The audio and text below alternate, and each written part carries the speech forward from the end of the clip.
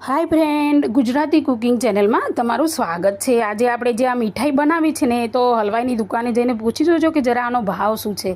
एटली smooth soft अने तमे 3-4 दिवस सुधी राखी अने खाई शको एवी छे। तो रक्षाबंधने चोक्कस बनावो अने हाँ, विडियो सारो लागे ने तो चोक्कसथी सब्सक्राइब करो। आटला सरस रेसिपी आपूं छुं, कोई सब्सक्राइब नथी करतुं एवुं चाले प्लीज, हूँ तमने तोड़ीने बतावुं। जुओ तमे अने कॉमेंट में नाइस के गुड चोक्कसथी लखीने मोकलजो। जो केटलो मस्त एवो स्मूथ छे। तो चलो बनावવાની શરૂઆત કરીએ।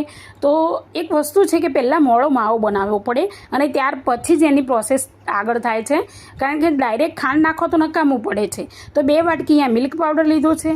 મેઝરમેન્ટ ખાસ યાદ રાખજો, 2 વાટકી મિલ્ક પાવડર અને 1 વાટકી દૂધ। આ વસ્તુ આપણે સારી રીતે યાદ રાખવાનું ને એને મિક્સ કરી લેવાનું છે। આ રીતે એની સ્લરી બનાવી લઈશું, બરાબર છે। તો આ રીતની સ્લરી બનાવ્યા પછી એને આપણે સાઈડમાં રાખી દઈશું અને ત્યાર પછી પેન એક લઈ અને એની અંદર મોટી 2 ચમચી ભરી અને ઘી એડ કર્યું છે અને ઘી ગરમ થાય ને એટલે આપણે જે સ્લરી બનાવી છે ને ધીમે ધીમે એડ કરતા રહેવાનું છે।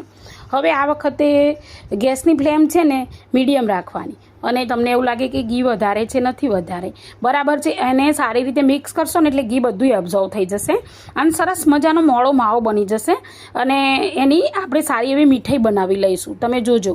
તો કોમેન્ટમાં કહેજો કે તમને મારા વિડીયો કેવા લાગે છે પ્લીઝ, અને તમારે કંઈ આગળ બીજી નવી રેસીપી જોઈતી હોય તો પણ કહેજો। રક્ષાબંધને આ બનાવજો, તમે જોજો, બહુ જ બેસ્ટ લાગશે।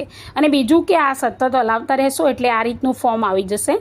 તો આ રીતના ફોર્મમાં આવે ને એટલે ગેસની ફ્લેમ ટોટલ બંધ કરી દઈશું અને એમાંથી આ મોળો માવો બન્યો છે એને આપણે બીજા વાસણની અંદર ઠંડો થવા માટે મૂકી દેવાનો છે। તો ખાસ આગળની પ્રોસેસ કરી અને પહેલાં એને ઠંડો થવા દઈશું।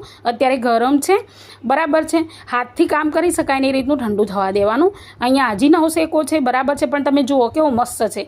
આ જાણે ભઠ્ઠામાંથી માવો લાવે ને મોળો એ રીતનો છે, બરાબર છે। તો હવે આપણે આગળની પ્રોસેસ કરીશું કે એમાં એલચી પાવડર એડ કરવાનો છે સ્વાદ પ્રમાણે અને ત્યાર પછી આપણે જે વાટકીનું મેઝરમેન્ટથી દૂધ લીધું હતું એ જ વાટકી ભરી અને ઘરે દળેલી ખાંડ અવશ્ય યુઝ કરજો, કારણ કે બુરું ખાંડ છે ને એ થોડી કર્કશ આવે છે અને આ રીતનો ડો બનાવી લેવાનો છે। હવે એક વાટકીની અંદર 2 ચમચી દૂધ લઈને એમાં કેસરનો જે કલર એડ કરી અને એમાં કેસરના ધાગા એડ કરી અને આપણે સાઈડમાં મૂકી દઈશું। હવે જે માવો છે ને એકદમ મસ્ત ઠંડો થઈ ગયો છે।